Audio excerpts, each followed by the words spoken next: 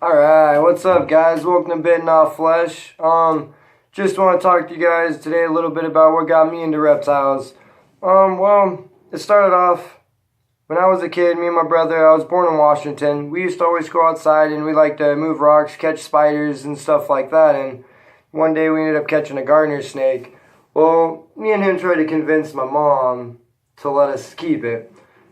We know how that goes. I'm a parent now, so our dreams were shot down, but, it didn't stop us from catching them. We would still go out, catch them, and we would try to figure out a way to get it in the house and keep it as long as we could. So we had to go let it back outside. But, and then from there, that's when I started getting into looking at reptiles and stuff. And then at school, I loved to read the Goosebumps books. But besides those, I was always reading about snakes, lizards, bearded dragons, the whole 9 yards. Just loved it. I was just drawn in. Well, come around, I want to say 7th grade, maybe 8th grade. No, it was 7th grade. I was living in Anchorage, Alaska with my aunt. And we were living on the Air Force Base, and one of her buddies was moving, and he had a Uramastic. Can't remember what kind of Uramastic, but I named him Jesus. He was pretty cool. He changed colors. He'd go from a brown if he was in a bad mood to lime green to banana yellow when he was in a good mood. It was pretty cool because you could tell when he wasn't feeling good or when he just didn't want to be messed with. But he was pretty chill. And then on top of that, I ended up with a leopard gecko, and her name was Gimp because when I received her, she only had 3 legs. But she walked around just fine, didn't have any problems eating. So, I ended up having Gimp and Jesus for, 5+ years. The Uramastic passed away of old age. The leopard gecko, I'm not going to lie, I don't remember. But, and then after that, can't remember how old I was, but my mom, she ended up buying me a gray rat snake. And it was just the coolest thing ever. I thought I was the coolest kid in school because I had this really awesome snake. To me, it was huge. She was about 3-4 feet. Her name was Sabrina. Never ever forget her. She was super awesome. And that's when I actually started learning more and more about snakes, when I actually owned one. But if I were to have to pick between favorite reptile, so to speak, I love tegus. Hands down, tegus are my favorite. I didn't always have tegus. It was just something I've always wanted. I had savanna monitors, Nile monitors, water monitors. So I got a lot of the experience before actually getting a tegu. And I'd say a tegu, an Argentine tegu. Colombians are just as good. My first tegu was a Colombian, and her name was Zena. She was wonderful. I still miss her. But Rick, my black and white Argentine tegu, he's pretty cool. They're very, very rewarding animals. He has a wide variety of what he eats. He loves his fish. Hands down loves his fish. He'll eat eggs anytime I throw them in front of him, whether they're cooked, scrambled, just raw. He loves it. But, they're very, very rewarding, and that's why I'd pick tegus. Rick's pretty smart, and they don't really ever forget anything. Rick right now, I can walk up to his cage half the time and just be like, "Hey, Rick, what you doing, buddy?" And give or take about 5-10 minutes, he'll come out of where he's burrowed and he'll come say hi and scratch at the glass until I let him out. And, after a while of just repetition of opening his cage, "Come on, Rick, come on, buddy," he eventually started coming to it. And I didn't use food to train him to do it because I don't want a food-motivated lizard. Lots are, and there's nothing wrong with that at all.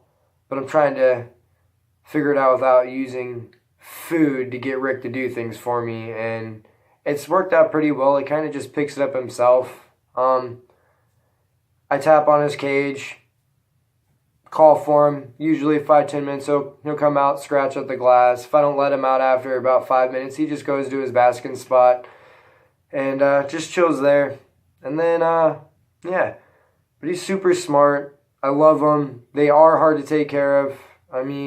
You have to have the right temp, you got to have the right humidity, you got to make sure you feed them properly. They have to have UVA, UVB, vitamins, vitamin D. So, I mean, they are a lot of work, but if you ask me, in the long run, it's all worth it. They make it well worth it. But yeah, so I'd say Rick would be my favorite animal. He is a black and white Argentine Tegu. But don't get me wrong, I love all other species. I love snakes. Most definitely love snakes. But if I had to pick one specific thing, I'd go with black and white Argentine Tegus, or just Argentine Tegus in general. But yeah, so if you guys would like, I'd really appreciate it if you comment, let me know what got you into reptiles, what got you started, what inspires you to breed them. If you don't breed them and you don't even own one, well, what makes you want to have one? If you have questions about, let's say, ball pythons, tegus, send them my way. If I don't have the answer for you, I'm not going to lie to you and just make up something. I will go and I will search through my resources and see what I can find. And if I can't come up with any information for you, I'm just going to tell you straight out that I don't have it because, I don't want to feed false information. And that's one thing that I want to make sure these videos stay about is, it's all positive, it's all nice, it's good things for people to learn from. Because I've learned a ton from other people on YouTube. I've learned so much from other breeders and other just people that like the hobby that don't even own reptiles but know a lot about them because they're interested in them. So, yeah, I do appreciate you guys, bearing with me through my videos and everything. I'm still working on trying to get better at editing my videos, adding links and text and all that. So keep bearing with me. I really appreciate it. And I'm excited about doing this giveaway.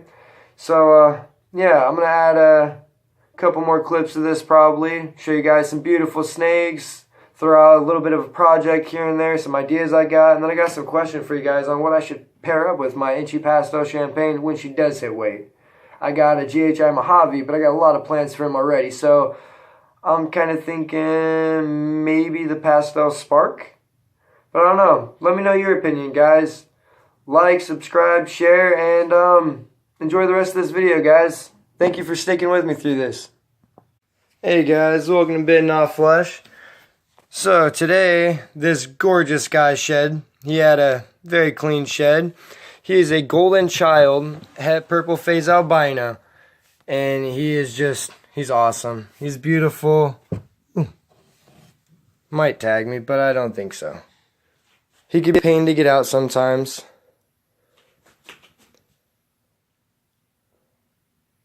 But my plans with this beautiful guy is pairing with that Sunfire Tiger. You know it. Make some gorgeous babies. But yeah, I'm working with the GHI Mojave project.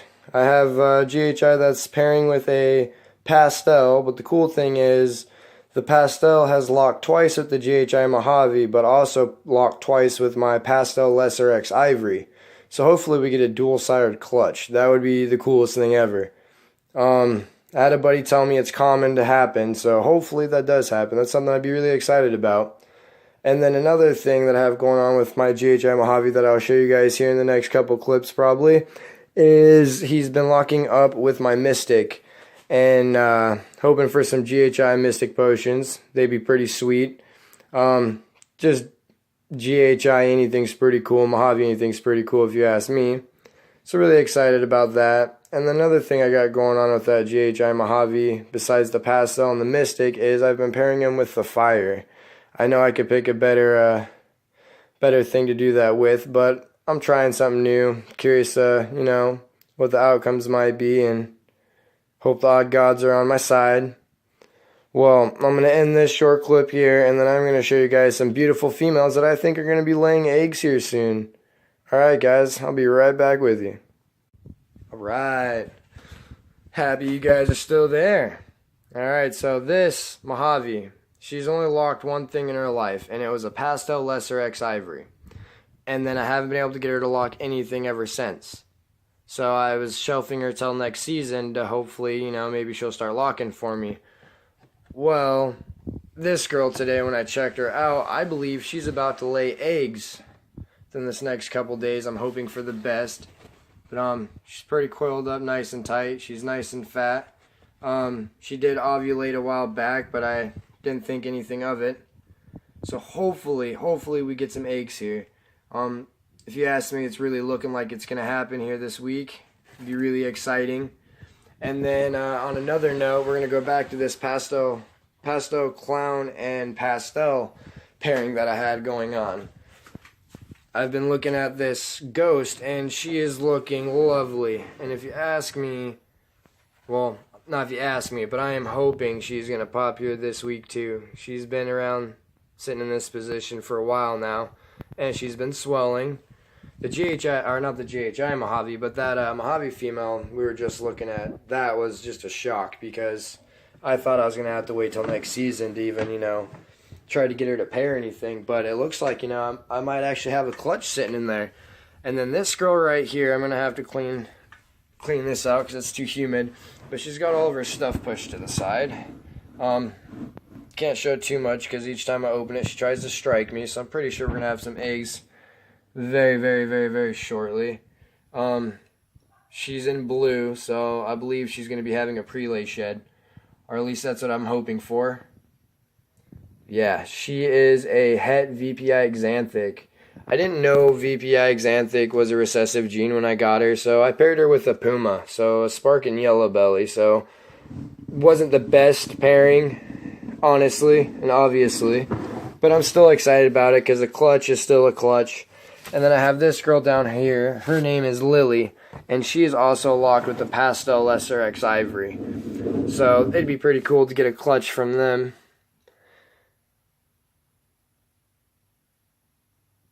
But alright, that's about it for today, guys. I hope you guys enjoyed my video. Thank you for bearing with me. I'm going to start working on learning how to edit these videos better. Give you guys something more interesting to watch, I guess. But yeah. Thank you guys for watching this channel. Bitten Off Flesh Reptiles. Like and subscribe. Again, hope you guys enjoyed. Have a great day.